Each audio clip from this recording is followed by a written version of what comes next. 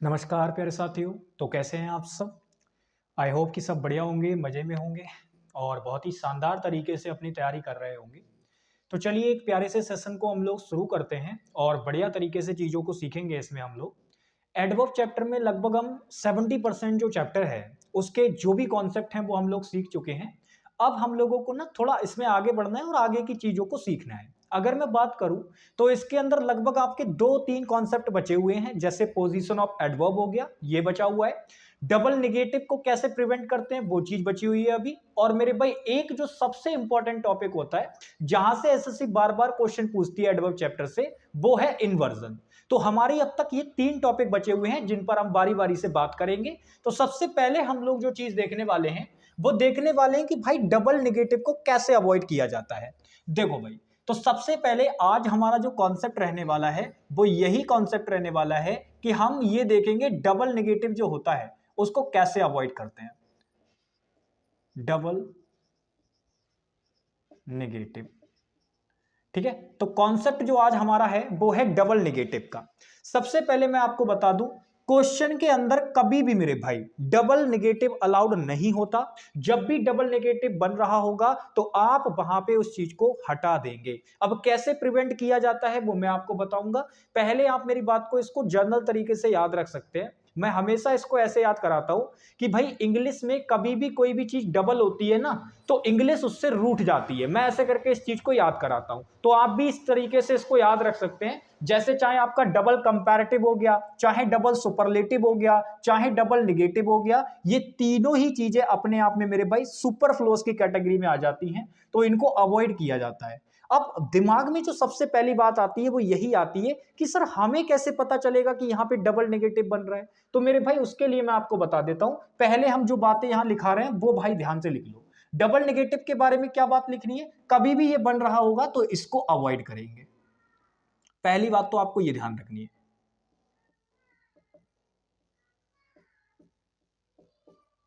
ठीक है। तो डबल नेगेटिव कभी भी बन रहा होगा तो उसको क्या करेंगे, अवॉइड करेंगे।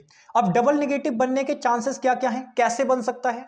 तो देखो, डबल नेगेटिव बनने के लिए अगर मैं बात करूं तो जो कंडीशन बनती है वो ये बनती है कि भाई सेंटेंस में आपका ना एक नेगेटिव एडवर्ब दे रखा होगा और नेगेटिव एडवर्ब के साथ में आप नेगेटिव वर्ड नहीं लगा सकते, ये ध्यान रखना, ठीक है ना। तो यहां पे जैसे मान लो मैंने नेगेटिव एडवर्ब भी लगा दी, उसके साथ साथ मैंने कोई नेगेटिव वर्ड भी लगा दिया, तो ये अपने आप में चीजें क्या हो जाएंगी, गलत हो जाएंगी।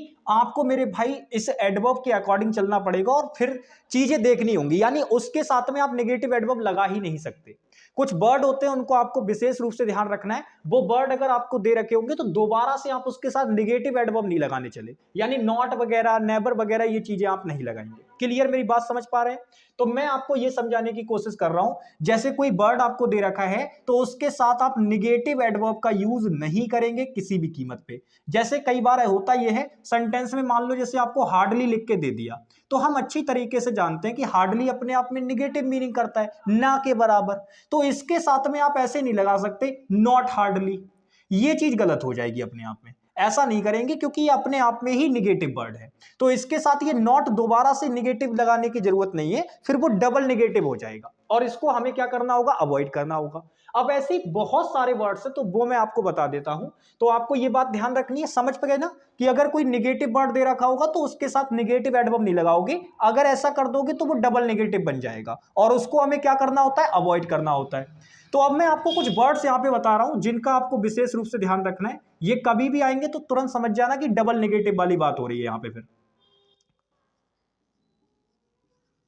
ठीक है। तो मैं यहां पे आपको कुछ वर्ड लिखा दूंगा और जो बचेंगे वो मैं आपको लिस्ट प्रोवाइड करा दूंगा, आप उनको अच्छी तरीके से लिख लीजिएगा, ठीक है भाई। तो अब हम बात कर लेते हैं, जैसे आपके कुछ वर्ड हैं यहां पे। डिनाई हो गया, फॉरवर्ड हो गया, ठीक है, फॉरवर्ड लिखो पहले तो वैसे। प्रिवेंट हो गया, प्रोहिबिट हो गया, ठीक है। और अगर मैं बात करूं, जितने भी कुछ वर्ड्स हैं तो मैं वो आपको लिखा देता हूं सारे के सारे, जिनसे ज्यादा क्वेश्चन पूछे जाते हैं उनको आपको ध्यान रखना है, ठीक है। ऐसी अगर हम बात करें, अनलेस हो गया, अनटिल हो गया। ऐसी अगर हम बात करें तो आपका लेस्ट हो गया, ऐसे ही हार्डली हो गया, रेयरली हो गया, बेयरली हो गया, स्कार्सली हो गया। ठीक है, तो हार्डली हो गया, रेयरली हो गया, वेयरली हो गया, स्कार्सली हो गया, ये सारे वर्ड आपको ध्यान रखने हैं। ये सब के सब जो वर्ड मैंने अपने आप में लिखे हैं, ये सारे के सारे वर्ड नेगेटिव में यूज होते हैं। ठीक है, तो ये आपको ध्यान रखना है, ये सारे के सारे वर्ड किस में यूज होते हैं, निगेटिव में यूज होते हैं। अब एक वर्ड और भी है, उसको भी हम लोग निगेटिव में यूज कर लेते हैं, बट लेकिन ना उसको मुझे थोड़ा सा अलग से समझाना पड़ेगा, तो मैं उस वर्ड को अलग से समझाऊंगा। फिलहाल आप इन वर्ड्स को ध्यान रखो। ये जितने भी वर्ड मैंने लिखे हैं यहाँ पे, ये सारे के सारे वो वर्ड्स हैं, अगर ये सेंटेंस में कभी भी यूज हुए तो इनके साथ आप अलग से मेरे भाई नॉट वगैरह या कोई भी ऐसी एडवर्ब जो कि निगेटिव होगी उसका यूज नहीं करेंगे। क्या मेरी बात समझ में आ गई? तो चलो अब मुझे कुछ क्वेश्चन करके दिखाओ। जैसे मैंने लिखा यहां पे, ध्यान से मेरी बात को समझना, मैंने लिखा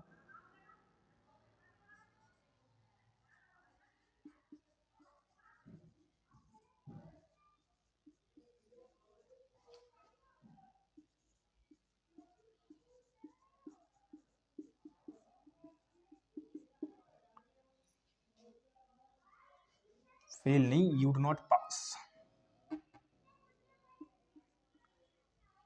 फिर उसके साथ तो मीनिंग ही ठीक बन जाएगा। चलो इसमें बताना है आपको।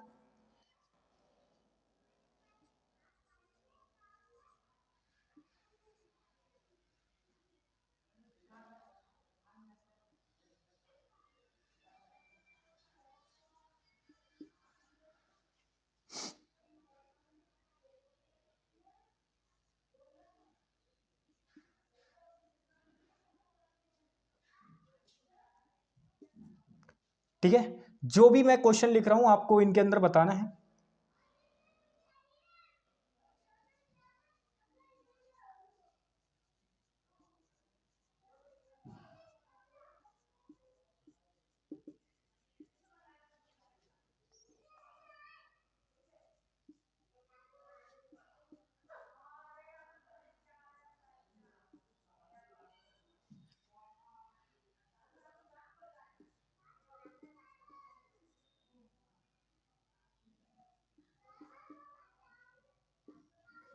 ये नॉट है, ठीक है, ध्यान रखना, ये नॉट लगा रखा है मैंने यहाँ पे। चलो, तो मैंने ये 3 क्वेश्चन आप लोगों को दिए। आप इन तीनों क्वेश्चन में अगर एक चीज नोटिस करोगे तो आप देखोगे यहां पे मैंने अनलेस लगा रखा है, यहां पे मैंने हार्डली लगा रखा है, और यहां पे मैंने लेस्ट लगा रखा है। आप नोटिस करो, क्या ये तीनों वर्ड आपको इस लिस्ट में नजर आ रहे हैं? तो आप कहेंगे हाँ भैया जी, देखो अनलेस ये रहा, लेस्ट ये रहा, और हार्डली ये रहा। यानी तीनों वर्ड हमारी इस लिस्ट के अंदर शामिल हैं। और मैंने इस लिस्ट के बारे में क्या बात बताई है कि भाई अगर इनके साथ में आपने कोई और निगेटिव एडवर्ब लगाई तो वो डबल नेगेटिव बन जाएगा, जिसको हमें अवॉइड करना होता है। यानी हम ऐसा नहीं कर सकते, वो चीज गलत मानी जाती है, सुपरफ्लोज की कैटेगरी में चला जाता है। तो अब यहां पे देखो, कह रहा है work hard unless you do not pass. भाई आप समझो, अनलेस खुद ही कहता है कि यदि नहीं तुम क्या हो जाओगे भाई, पास नहीं हो पाओगे। तो भैया पास नहीं हो पाओगे, तो आपने ये डू नॉट लगा के तो मीनिंग ही गड़बड़ कर दिया, क्योंकि ये अपने आप में खुद ही निगेटिव है, और खुद ही निगेटिव है तो यहां पे ये नॉट लगाने की कोई जरूरत नहीं है, ये गलत हो जाएगा। तो यहां से हटा दो। ऐसे ही आप इसमें नोटिस करो, कह रहा है he did not hardly go there. भाई वो मुश्किल से ही वहां गया होगा, मुश्किल से ही वहां गया होगा। तो अगर मुश्किल से वहां गया है, मुश्किल से वहां गया, तो अब मुझे बताओ यहां पे डिड नॉट क्या ठीक है ये? तो आप कहेंगे नहीं भैया जी, ये गलत है। अब इसको ठीक करने के लिए क्या करें? तो आप कहेंगे भैया देखो, अगर मैंने नॉट हटाया तो मुझे ये डिड भी हटाना पड़ेगा, तो ये डिड नॉट यहां से हटा दो, और मेन वर्ब को क्या करो, इसको, क्योंकि आप देख पा रहे हो डिड से पता चल रहा है पास्ट इंडेफिनिट है, तो इस गो को भी किस में बदल दो, बेंट कर दो। तो ये आपका आंसर बनेगा, ही हार्डली बेंट देयर। वह मुश्किल से ही वहां गया था, बिल्कुल बहुत मुश्किल से, यानी जा नहीं रहा था, मुश्किल से गया, ये वाली बात है। तो यहां पे डिड नॉट नहीं आएगा, क्योंकि हार्डली अपने आप में ही निगेटिव वर्ड होता है, अगर उसके साथ आप नॉट लगा दोगे तो वो डबल निगेटिव हो जाएगा। नेक्स्ट देखो, कह रहा है do your work on time लेस्ट you should not be find. भाई समझो, कह रहा है अपना काम समय पे फिनिश करो, अदरवाइज तुम्हें भाई फाइन देना पड़ जाएगा, नहीं तो तुम्हें फाइन देना पड़ेगा, कुछ इस प्रकार की बात है। तो आप नोटिस करो, हमें क्या दे रखा है, लेस्ट। तो हम तो जानते हैं भाई ये तो एक नेगेटिव वर्ड होता है, और अगर ये नेगेटिव वर्ड होता है तो इसके साथ आप दोबारा नेगेटिव यूज नहीं करेंगे, वो गलत हो जाएगा। यानी ये जो नॉट लगा रखा है ये चीज गलत है, ये नहीं लगाना है आपको। आपको नॉर्मली बोलना है लेस्ट यू शुड बी फाइन, भाई तुम्हें फाइन देना पड़ जाएगा, ठीक है, मतलब तुम्हें फाइन देना पड़ जाएगा, यानी सीधी बात है तुमसे कोई फाइन लेगा, ठीक है, ये सारी बात है। तो आई होप कि मेरे भाई ये बात आपको समझ में आ गई होगी। आपने तीनों ही क्वेश्चन के अंदर देखा कि हमने निगेटिव वर्ड्स यूज कर रखे थे और उनके साथ में भी हमने क्या किया, एक निगेटिव एडवर्ब और लगाने की कोशिश की। तो मैंने यही तो आपको बताया था कॉन्सेप्ट के अंदर कि निगेटिव वर्ड अगर आपको दे रखा है तो उसके साथ आप दोबारा से निगेटिव एडवर्ब नहीं लगाएंगे, क्योंकि वो चीज सुपरफ्लोस हो जाएगी, डबल नेगेटिव बन जाएगा, उसको अवॉइड करेंगे हमेशा। और बाकी मैंने ये आपको एग्जांपल बता दिए, इस तरीके से अवॉइड करना होता है। तो आई होप आप ये चीज समझ गए होंगे। अब मैं आपको बताना चाह रहा था कि मैंने एक वर्ड ना छोड़ रखा है। अच्छा, नीचे का थोड़ा सा दिख नहीं रहा है ना तीसरा एग्जाम्पल, चलो मैं थोड़ा नीचे कर देता हूं इसको, ये दिख नहीं रहा है आपको, चलिए अभी दिख रहा होगा आपको आराम से। चलिए अब हम लोग चलते हैं आगे, इसका स्क्रीनशॉट ले लेना ताकि ये आपको दिखता रहे ठीक से, ठीक है। अब मैं इसको ऊपर कर देता हूं, मैं थोड़ा सा, मैं नीचे ऊपर को ही लिखूंगा थोड़ा, ठीक है, क्योंकि मुझे आइडिया लग गया ना, ऐसा है ना बैक कैमरा में ये दिखता नहीं है ना मेरे को कि कहां तक दिख रहा है कहां तक नहीं दिख रहा, लेकिन अब मुझे आइडिया लग गया, अब मैं आराम से ठीक से लिखूंगा। चलो भाई, तो मैंने कहा एक जो ऐसा है डबल नेगेटिव के अंदर, उसको मुझे अलग से पढ़ाना पड़ेगा। रीजन मैं आपको बता रहा हूं, होता यह है कि कई बार बोथ के साथ में आपको नॉट लगा के दे देता है। अब मैं आपको एक बात बताना चाहूंगा, बोथ के साथ नॉट आप लगाते तो हो लेकिन वो गलत हो जाता है कहीं ना कहीं अपने आप में। आप उसकी जगह पे एक चीज सबसे बढ़िया है, आप उसको यूज करना। देखो, आपको मैं पहले बोथ के बारे में कुछ बातें बताता हूं और बोथ के साथ कुछ चीजें आपको बताता हूं, उनको समझना। देखो, जो बोथ होता है मेरे भाई, इसकी खास बात होती है, बोथ जो होता है ये आपका एग्जैक्ट दो लोगों की बात करता है। कितने लोगों की बात करता है बोथ? एग्जैक्ट दो लोगों की। ये बात यहां पे लिख लीजिएगा, जो बोथ होता है वो एग्जैक्ट दो लोगों की बात करता है। अब एक बात मैं आपको और बताना चाहूंगा, बोथ कभी भी यूज होगा तो इसका जो पेयर बनता है वो एंड कंजंक्शन के साथ बनता है। दूसरी बात आपको ये ध्यान रखनी है, पहली बात आपको ये ध्यान रखनी है कि जो बोथ होता है वो एग्जैक्ट दो के लिए यूज होता है, और दूसरी बात आपको ये ध्यान रखनी है कि बोथ के साथ अगर किसी कंजंक्शन का पेयर बनेगा तो वो एंड कंजंक्शन होगा। दूसरी बात ये ध्यान रखनी है। अब आप समझिए, जैसे मैंने कहा both Ram and Mohan went there. इस सेंटेंस का मतलब क्या है? तो आप कहेंगे भैया जी इस सेंटेंस का मतलब है कि राम और मोहन दोनों वहां गए हैं। क्यों दोनों के कैसे पता चल रहा है? हमें पता चल रहा है कि ये जो बोथ है वो दो की मीनिंग कर रहा है और इसमें एंड लगा हुआ है। मतलब ये कि ये बोथ जो है वो इस राम की भी बात कर रहा है और इस मोहन की भी बात कर रहा है। तो ये राम भी वहां गया है मेरे भाई और ये मोहन भी वहां गया है। लेकिन होता क्या है कि एग्जामिनर नेगेटिव में यूज करता है ना, तो वो नॉट लगा देता है। अब आप समझो, अगर मैंने बोथ के साथ में नॉट लगाया तो क्या ये ऐसी बात नहीं हो जाएगी? भाई ये एग्जैक्ट दो की बात कर रहा है, तो अगर दो पर्सन मौजूद हैं आपके और दोनों ही उस काम को नहीं कर रहे हैं, तो क्या ऐसे के लिए मैंने आपको एक वर्ड नहीं बताया था? आपको याद होगा आइदर और नाइदर मैंने वर्ड बताए थे आपको। मैंने आपको उसमें कंडीशन भी बताई थी कि आइदर का मतलब होता है कि भाई आपका या तो ये वाला पर्सन काम करेगा या तो ये वाला पर्सन काम करेगा, ये नहीं करेगा, मतलब ये दोनों में से एक को करना है, या ये वाला काम करेगा ये नहीं करेगा। लेकिन नाइदर का मतलब होता है दोनों ही पर्सन काम नहीं कर रहे, क्योंकि ये आइदर और नाइदर एग्जैक्ट दो लोगों के लिए आते हैं। ये बात भी मैंने आपको बताई थी। तो आप समझो, आप बोथ के साथ नॉट लगा रहे हो, मतलब आप ये कहना चाह रहे हो कि ना तो पहला पर्सन वहां गया और ना ही दूसरा पर्सन वहां गया। तो क्यों मैं इतना ये चीजें करूं, बोथ और नॉट वगैरह लगाऊं इतना ज्यादा? मैं इसकी जगह पे सीधे सीधे नाइदर यूज नहीं कर लूंगा। यानी यही तो काम है असली, ये बोथ और नॉट आपको लगा के देगा, तो इसकी जगह पे जो आपको यूज करना होगा वो नाइदर यूज करना होगा। अब नाइदर के साथ नॉर का पेयर होता है, तो बच्चा बच्चा जानता है। तो अगर मैं इसी क्वेश्चन को निगेटिव वे में लिखूं और मैं कुछ इस प्रकार से इस क्वेश्चन को लिख दूं, मान लो जैसे मैंने यहां पे ऐसे लिख दिया, बोथ राम एंड मोहन, और फिर मैंने लिख दिया डिड नॉट गो देयर।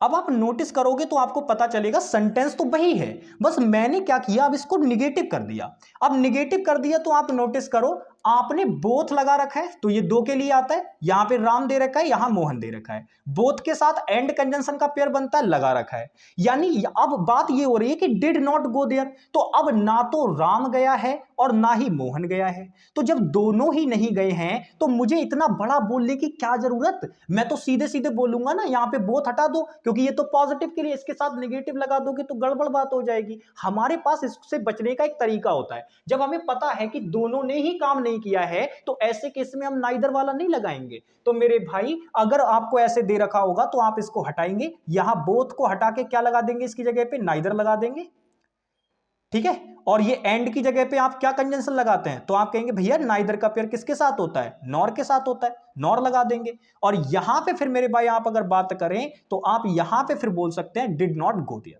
तो ये नाइदर और नॉर बन जाएगा मेरे भाई। लेकिन आप मेरे भाई डायरेक्ट जो है ऐसे नहीं कर सकते कि पता चला आपने बोथ के साथ में नॉट लगा के बोल दिया, उससे ज्यादा बेटर है कि आप ये नाइदर वाला स्ट्रक्चर यूज कर लें।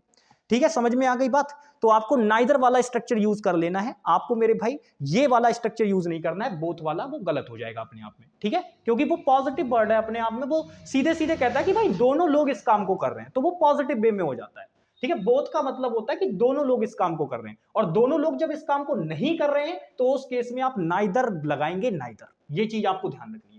ठीक है, तो आप यहाँ पे नाइदर लिख के यहाँ राम लिखो, नॉर के बाद मोहन लिखो और डिड नॉट गो देयर लिख दो, बात खत्म, सीधे सीधे हो जाएगा आपका कंप्लीट। ठीक है, चलिए, तो इसी प्रकार से आपको क्वेश्चन में देखने को मिलेगा, तो आपको बढ़िया तरीके से ये चीजें ध्यान रखनी है पॉइंट।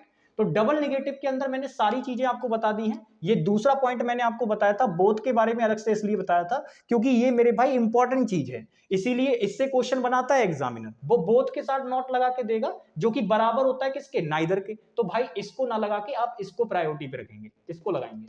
ठीक है, चलो बहुत बढ़िया, अब हम लोग चलते हैं आगे।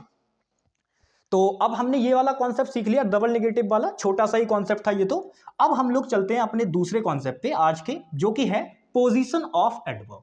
अब पोजीशन ऑफ एडवर्ब भाई इतना बढ़िया कॉन्सेप्ट है, क्योंकि इस पर ना प्री लेवल पे जब क्वेश्चन पूछा जाता है तो बच्चा ध्यान ही नहीं देता उस पे, उसको यही नहीं लगता, उसको समझ में ही नहीं आता है कि करना क्या है इसके अंदर, क्योंकि गलती उसके अंदर खास कुछ दे नहीं रखी होती है, बस पोजीशन गड़बड़ कर देता है एडवर्ब की। तो वो आपको पता होना चाहिए कि कौन सा एडवर्ब किस जगह पर आप उसको यूज करेंगे। ठीक है भाई, तो चलिए बात कर लेते हैं भाई कौन सी एडवर्ब किस जगह पे आएगी।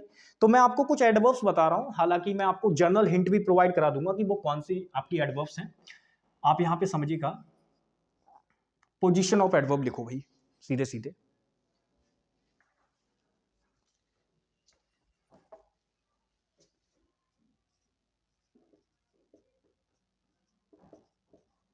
पोजीशन ऑफ एडवर्ब्स यानी एडवर्ब की जगह, कहां पर एडवर्ब लगानी है। तो इसके लिए मैं पहले आपको कुछ एडवर्ब्स प्रोवाइड करा रहा हूं, आप इनको ध्यान से समझिएगा। कुछ एडवर्ब्स आपकी होती हैं, जैसे उसके अंदर एडवर्ब ऑफ फ्रीक्वेंसी आती हैं। ठीक है, तो मैं आपको कुछ एडवर्ब बता रहा हूं, आप उनको ध्यान रखिएगा, जैसे हार्डली हो गया, वेयरली हो गया, रेयरली हो गया, स्कार्सली हो गया, ओकेजनली हो गया, सेल्डम हो गया। ठीक है, तो हार्डली हो गया, वेयरली हो गया, रेयरली हो गया, स्कार्सली हो गया, ओकेजनली हो गया, सेल्डम हो गया, फ्रीक्वेंटली हो गया आपका, ठीक है, ऑफन हो गया, ठीक है, फ्रीक्वेंटली हो गया, ऑफन हो गया, ऑफनली कोई वर्ड नहीं होता, ऑफन ही आपकी एडवर्ब होती है, ठीक है, ध्यान रखना। और एक वर्ड और जनरली। तो ये कुछ आपकी एडवर्ब्स हैं, इनकी खास बात ये है, जो मैंने एडवर्ब अभी आपके सामने लिखी है, इन सारी एडवर्ब की खास बात ये है कि आप जब इनको यूज करेंगे, पॉइंट ध्यान से समझना, ये जितनी भी एडवर्ब यहां पे लिखी हुई हैं, ये सारी की सारी अपने आप में एडवर्ब ऑफ फ्रीक्वेंसी है। अब आप जब इनको यूज करेंगे तो आपको याद रखना है, आपका सेंटेंस का जो स्ट्रक्चर होता है उस दो तरीके का होता है, एक तो मेरे भाई सब्जेक्ट और एक आपका वर्ब और एक आपका ऑब्जेक्ट।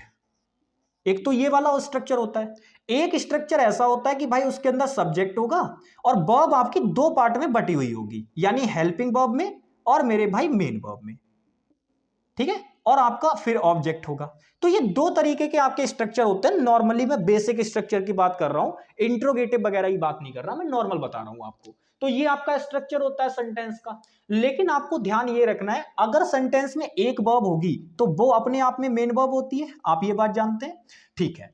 अब समझना, अब मान लो जैसे मुझे इस वाले स्ट्रक्चर के अंदर एडवर्ब लगानी है इनमें से कोई सी, तो मैं क्या करूंगा? उस केस में आपको याद रखना है, जब आपके सेंटेंस में एक ही वर्ब दे रखी हो तो वो अपने आप में मेन वर्ब होगी, और अगर इनमें से कोई सी भी एडवर्ब आपको लगानी है तो मेरे भाई आप वो इस मेन वर्ब के ठीक पहले लगाएंगे। यानी इनमें से कोई भी अगर आपको लगानी है, आपको एडवर्ब लगानी है, तो वो आप यहां लगाएंगे। तो आप समझ गए कि आपको कहां लगानी है वो एडवर्ब, बिल्कुल मेन वर्ब से ठीक पहले। तो मैं यहां पे लिख दूं आपको मेन वर्ब से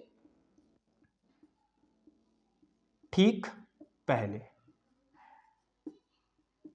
ठीक है। इंग्लिश वाले मेरे भाई एक बार इसको लिख लेंगे, just before the main verb, ठीक है, just before the main verb, यानी मेन वर्ब से ठीक पहले आपको मेरे भाई क्या करनी है, ये जितनी भी एडवर्ब दे रखी है ये लगानी है। अच्छा, ये तो पहले वाले स्ट्रक्चर की बात हो गई, समझ में आ गई बात। अब दूसरे वाला स्ट्रक्चर देखो, इसमें क्या दे रखा है, सब्जेक्ट दे रखा है, हेल्पिंग वर्ब दे रखी है, मेन वर्ब दे रखी है और ऑब्जेक्ट दे रखा है। तो ऐसे केस में हम क्या करेंगे, बस ऐसे केस में कुछ नहीं समझना है, ये जो आपको हेल्पिंग वर्ब दे रखी है और जो ये मेन वर्ब दे रखी है, अगर इनमें से कोई भी आपको मेरे भाई एडवर्ब लगाने की जरूरत पड़ी तो वो आप इनके बिल्कुल जस्ट बीच में लगाएंगे, यानी एडवर्ब जो आप यूज करेंगे वो यहां यूज करेंगे। तो दूसरे वाले का पॉइंट इधर पास में लिख लो कि हेल्पिंग वर्ब और मेन वर्ब के बीच में, हेल्पिंग वर्ब और मेन वर्ब के बीच में लगाएंगे।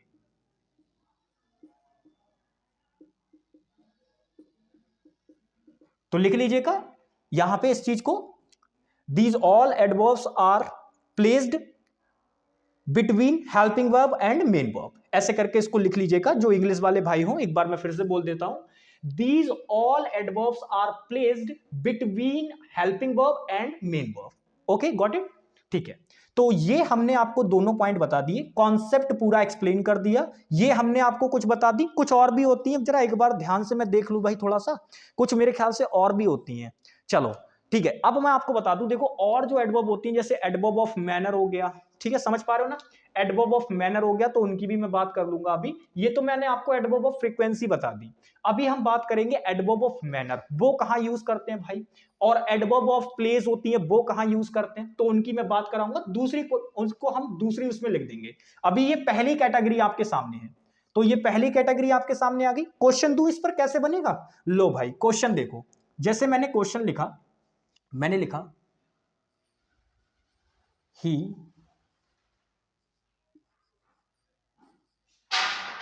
goes hardly to school।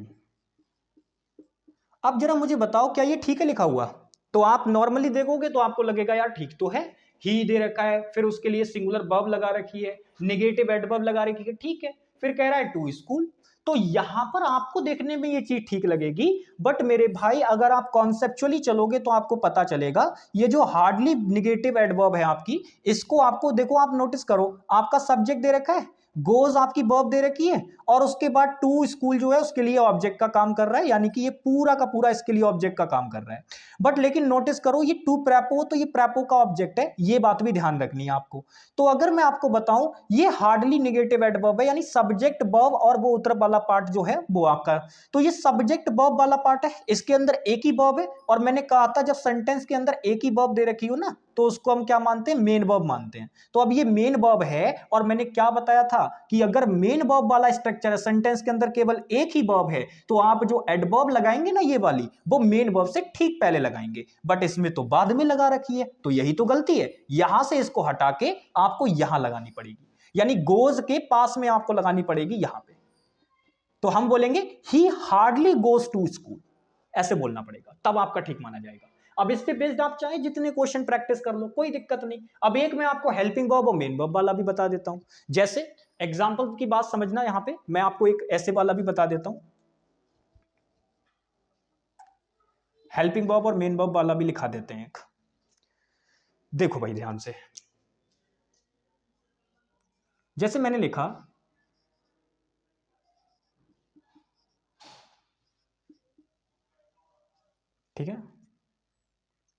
ध्यान से देखना।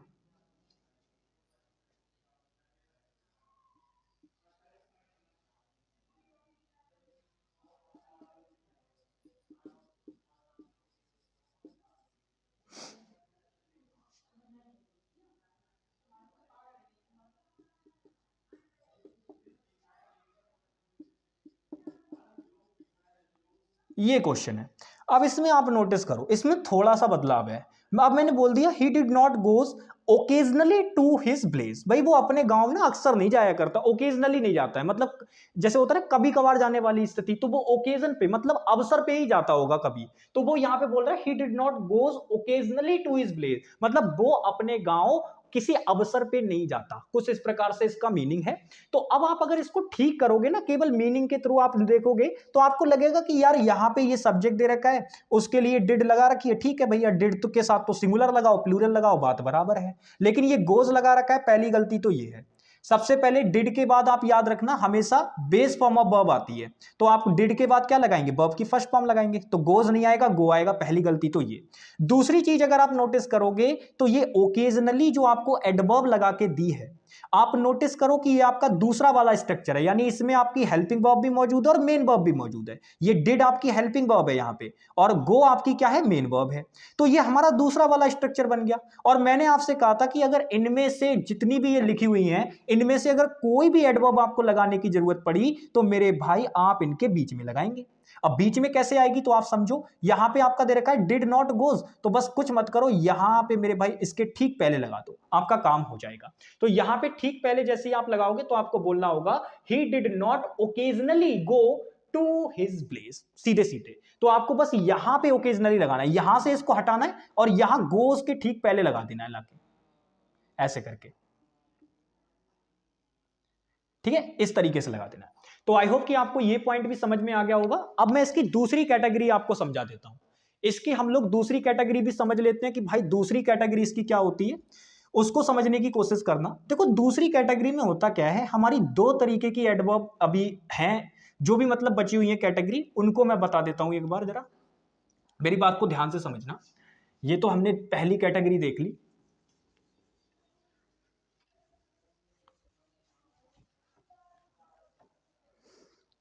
देखिए दूसरी कैटेगरी की बात करते हैं। दूसरी कैटेगरी में अगर मैं बात करूं तो आपकी जो एक तरीके से वो वाली एडवर्ब होती है ना, जैसे एडवर्ब ऑफ मैनर हो गया, या आपकी मेरे भाई एडवर्ब ऑफ प्लेस हो गई, एडवर्ब ऑफ टाइम हो गई, तो इनकी खासियत होती है। मैं आपको तीनों बता रहा हूं एक ही साथ, देखो। एक तो मेरे भाई एडवर्ब ऑफ प्लेस होती है, ऐसी आपकी एडवर्ब ऑफ टाइम होती है, और एक फ्रीक्वेंसी वाली तो मैंने अभी सारी लिस्ट आपको लिखा दी। तो adverb of place, adverb of time और एडवर्ब ऑफ मैनर, इनके बारे में थोड़ा सा आपको समझना है, क्योंकि इन्हीं से ज्यादा जरूरी बातें आपको करनी होंगी। मैंने सारी आपको बनाना बता रखी है कि कैसे कौन सी बनती है, प्लेस कैसे बनती है, टाइम कैसे बनती है और मैनर कैसे बनती है, सारी बातें मैंने आपको बता रखी हैं। तो अब मैं आपको यह बताना चाह रहा हूं कि आप इनको कैसे प्लेस करेंगे। भाई इनको भी तो प्लेस करने का तरीका होगा। तो आप मेरी बात को समझना, जब आपको एडवर्ब ऑफ प्लेस लगानी होगी, ध्यान से मेरी बात समझनी है, जब आपको एडवर्ब ऑफ प्लेस लगानी होगी तो आप याद रखना सेंटेंस में जो आपका स्ट्रक्चर होता है, तो ये याद रखना जो प्लेस वाली होती है ना आपकी, हमेशा मेन वर्ब के बाद आएंगी।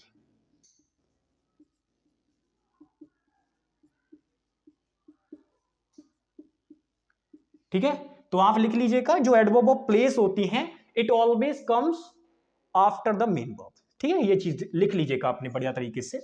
नेक्स्ट मैं बात करता हूं दूसरी, यानी एडवर्ब ऑफ टाइम। तो एडवर्ब ऑफ टाइम की ना हम दो प्लेस रखते हैं। एडवर्ब ऑफ टाइम जो होता है इसकी दो प्लेस होती हैं। पहली तो यही बेसिक वाली, यानी इसको भी हम क्या करेंगे, मेन वर्ब के बाद रखेंगे। पहली तो ये होती है मेन वर्ब के बाद रखना, मेन वर्ब के बाद रखी जाती हैं,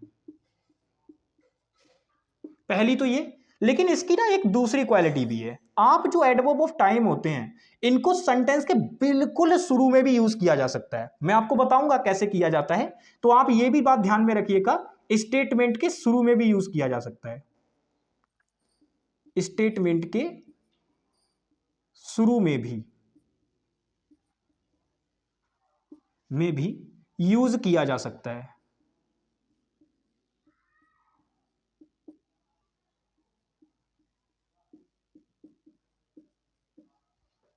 ठीक है, इस तरीके से। अच्छा, तो ये एडवर्ब ऑफ टाइम की आपकी हो गई कि भाई मेन वर्ब के बाद में भी रख सकते हैं और हम उसको शुरू में भी रख सकते हैं।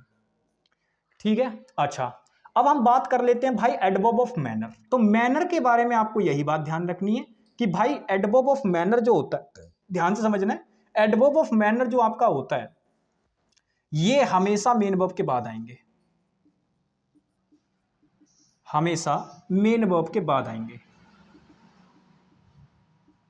मेन वर्ब के बाद आएंगे।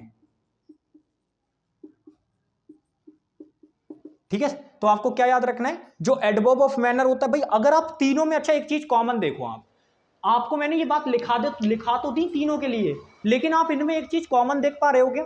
आप सीधे अगर नोटिस करोगे तो आपको पता चलेगा adverb of place, adverb of time और एडवर्ब ऑफ मैनर, इन तीनों में एक चीज कॉमन है, ये मेन वर्ब के बाद ही आती है तीनों की तीनों, मोस्ट ऑफ केस में। लेकिन एक बस ये टाइम वाली जो होती है ना, इसकी खासियत होती है कि ये स्टेटमेंट के शुरू में भी आ जाती है, तो वो चीज आपको भैया याद रखनी है। अब कैसे आती है तो वो मैं एग्जांपल के थ्रू बताऊंगा। पहले आप इन चारों पॉइंट्स को बिल्कुल नोट कर लो दिमाग में और अपनी नोटबुक में भी, ताकि आपको ये बिल्कुल फिट हो जाए।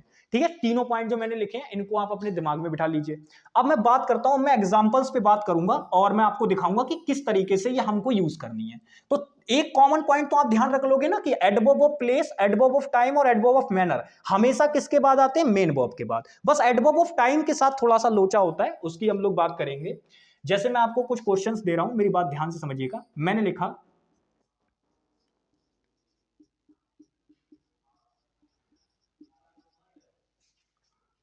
ठीक है, और मैंने लिखा यहां पे, मान लो जैसे यहां पे लिख दिया मैंने, ध्यान से मेरी बात समझना, मैं इसको इरेज करता हूं, सॉरी, ब्लैक ब्लैक हो गया पूरा।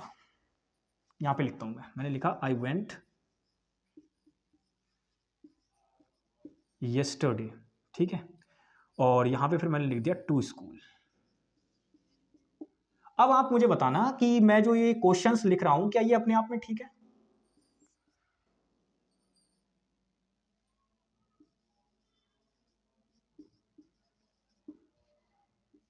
छोटे छोटे सेंटेंसेस ही लिखूंगा, ज्यादा बड़े सेंटेंस नहीं लिखूंगा।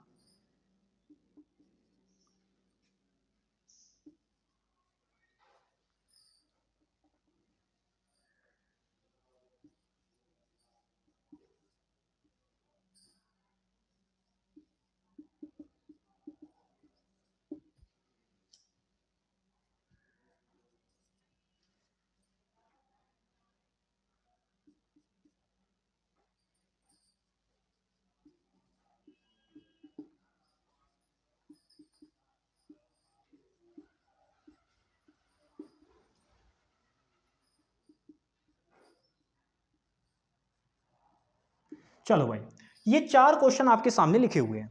चारों क्वेश्चन में आपको ये देखना है कि जो एडवर्ब हमने लगाई है क्या वो ठीक जगह पे लगी हुई है या कोई गड़बड़ है। तो आप नोटिस करो, इस क्वेश्चन में आपको दिक्कत आएगी, मुझे बहुत अच्छे से पता है। क्वेश्चन पढ़ो, कह रहा है I went yesterday to school, लेकिन आप नोटिस करोगे तो आपको यह पता चलेगा कि भाई वेंट आपकी मेन वर्ब है, और हमने कहा था कि मेन वर्ब के बाद एडवर्ब ऑफ टाइम जो होता है वो आपका बिल्कुल उसके बाद आ जाता है। लेकिन मैंने एक बात ये कही थी कि आपका बाद में तो आएगा, बट आपको ध्यान रखना है, आप नोटिस करो, आपने मेन वर्ब के बाद तो रखा, लेकिन ये मीनिंग अभी पूरा तरीके से गड़बड़ कर देगा थोड़ा सा। I went yesterday to school, तो वो अपने आप में अभी पूरी तरीके से ठीक नहीं है, इसको बिल्कुल स्टेटमेंट के लास्ट में लेके जाना पड़ेगा। जैसे मैंने कहा एडवर्ब ऑफ टाइम की खासियत होती है ये सेंटेंस के शुरू में भी आ सकता है, स्टेटमेंट के शुरू में भी आ सकता है और लास्ट में भी आ सकता है। शुरू में कैसे आएगा वो भी मैं आपको बताऊंगा अभी। तो मैंने कहा यहां पर ये जो वेंट है मेरे भाई, इसके बाद आपने जो यहां येस्टरडे लगाया है इसकी पोजीशन यहां गलत हो जाएगी, आपको यहां से उठा के ना इसको बिल्कुल लास्ट में लेके आना पड़ेगा। तो आप ये मान के चलो कि येस्टरडे आप यहां लगा दोगे और लास्ट में लगा दोगे फुल स्टॉप, तब आपका काम ठीक बनेगा, बट यहां गलत हो जाएगा ये। अब ऐसे ही इसमें नोटिस करो, कह रहा है आई हियर कम।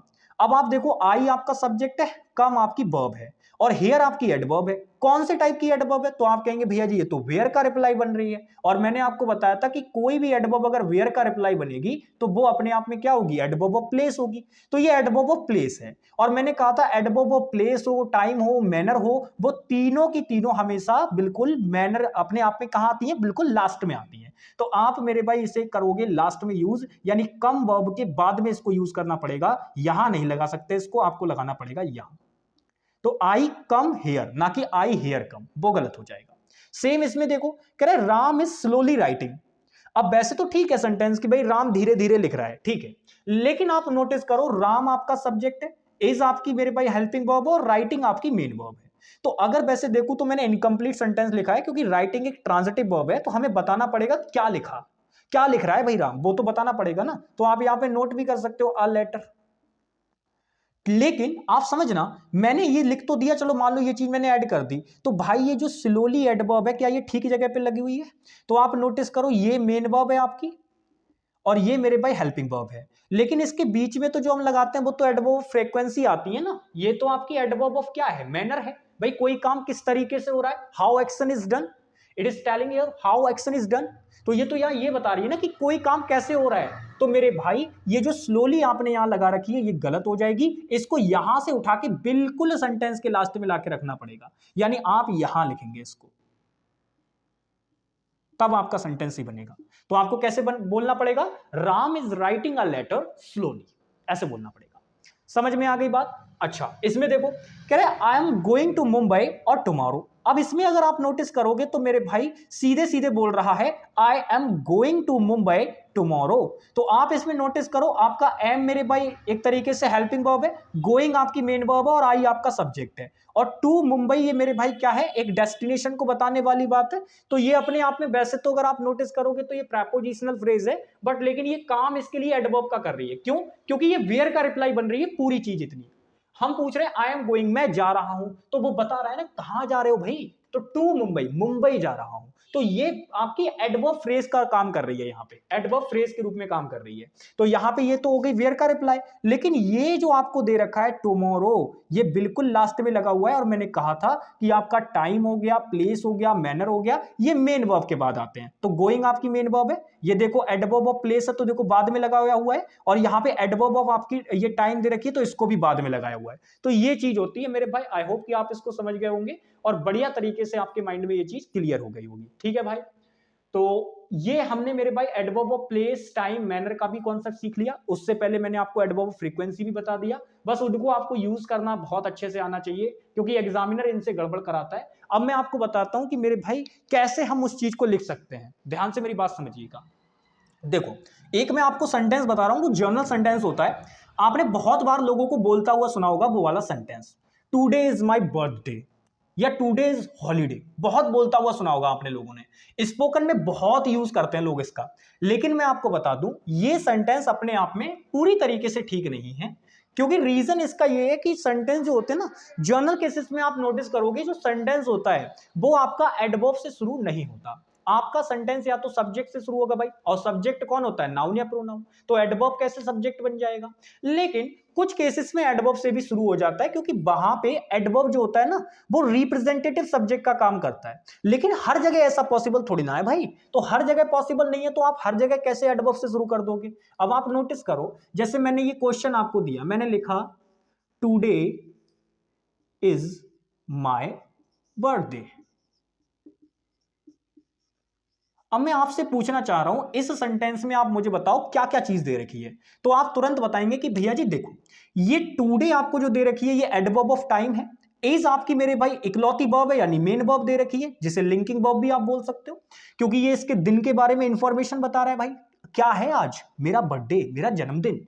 और बाकी ये माय बर्थडे जो है वो इसके बारे में इंफॉर्मेशन है, तो ये तो एडजेक्टिव फ्रेज का काम कर रहा है। चलो ठीक है, समझ में आ गई बात। तो ये सब्जेक्ट की तरीके से इसको बनाने की कोशिश कर रहे हो, बट मैं आपको बता दूं ये एडवर्ब ऑफ टाइम है, और मैंने आपको क्या बताया था? एडवर्ब ऑफ टाइम सेंटेंस के शुरू में आ सकता है, लेकिन उसको जो ये जिस तरीके से यहां यूज है ये गलत किया गया है, इस तरीके से यूज नहीं होगा। मैंने कहा एडवर्ब ऑफ टाइम जो होता है वो स्टेटमेंट के शुरू में आ सकता है, लेकिन उसको यूज करने का एक तरीका होता है मेरे भाई। ऐसे जिस तरीके से ये यूज किया गया है ये गलत है, इस तरीके से नहीं। आपको थोड़ा सा पॉज लेना पड़ता है, आपको रुकना पड़ता है, आपको ऐसे बोलना पड़ेगा अगर आपको शुरू में ही लगाना है। इसको बनाने के दो तरीके हैं इस क्वेश्चन को। पहला समझो, अगर मैं इसको मान लो ये टुडे जो आपको एडवर्ब ऑफ टाइम दे रखी है, अगर मैं इसको यही रखना चाहता हूं शुरू में ही, मेरा मन कर रहा है कि मैं इसको शुरू में ही रखूंगा, तो मुझको ऐसे बोलना पड़ेगा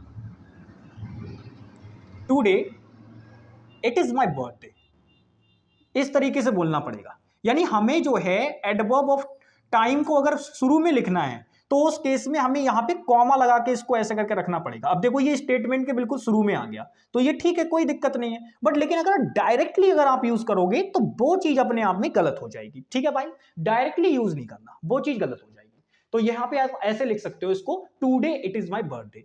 अच्छा, और कोई तरीका भाई? तो अब एक तरीका और भी है, आप चाहें तो इसी सेंटेंस को इस तरीके से भी लिख सकते हैं, it is my birthday today, इस तरीके से भी लिख सकते हैं, ये भी ठीक है अपने आप में, क्योंकि मैंने कहा एडवर्ब ऑफ टाइम जो होता है वो सेंटेंस के लास्ट में आता है बिल्कुल अपने आप में। तो आप नोटिस करो, ये आपका सेंटेंस यहां से शुरू हो रहा है, देखो इट आपका रिप्रेजेंटेटिव सब्जेक्ट है और इज आपकी वर्ब दे रखी है, और इस इट के बारे में यहां इंफॉर्मेशन दे रखी है कि भाई मेरा बर्थडे है।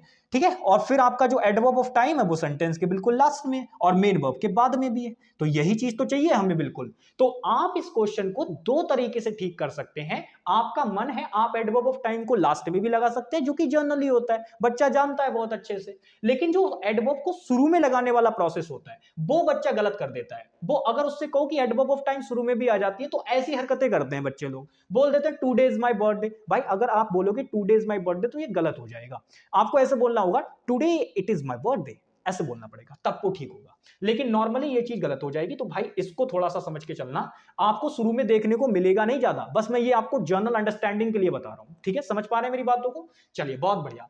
तो हमने दो कॉन्सेप्ट आज की क्लास में सीख लिए। अब बस मेरे भाई एक चीज बची हुई है आपकी, जो कि इन्वर्जन है, और मैं बिल्कुल उसको थोड़ा सा गड़बड़ नहीं करना चाह रहा। मैं चाह रहा हूं कि उसको मैं एक ही क्लास के अंदर रखूं। तो कल वाली जो क्लास होगी उसके अंदर मैं आपको इन्वर्जन टॉपिक कंप्लीट पढ़ा रहा हूंगा। एडवर्ब से जुड़ी जितनी भी बातें इन्वर्जन से जुड़ी हुई हैं, जहां जहां से एग्जामिनर क्वेश्चन पूछता है, वो सब कुछ मैं इसके अंदर रखूंगा। ठीक है भाई, तो चलिए फिलहाल आज की क्लास में बस इतना ही है। मिलेंगे आप लोगों से कल एक बेहतरीन क्लास के साथ, जिसमें हम लोग एडवर्ब चैप्टर को कंप्लीट खत्म कर लेंगे और फिर हमारा एक नया चैप्टर शुरू होगा जो कि है टेंस। ठीक है भाई, चलिए तो मिलते हैं आप लोगों से नेक्स्ट क्लास में। तब तक के लिए बाय बाय, टेक केयर, जय हिंद प्यारे भाई।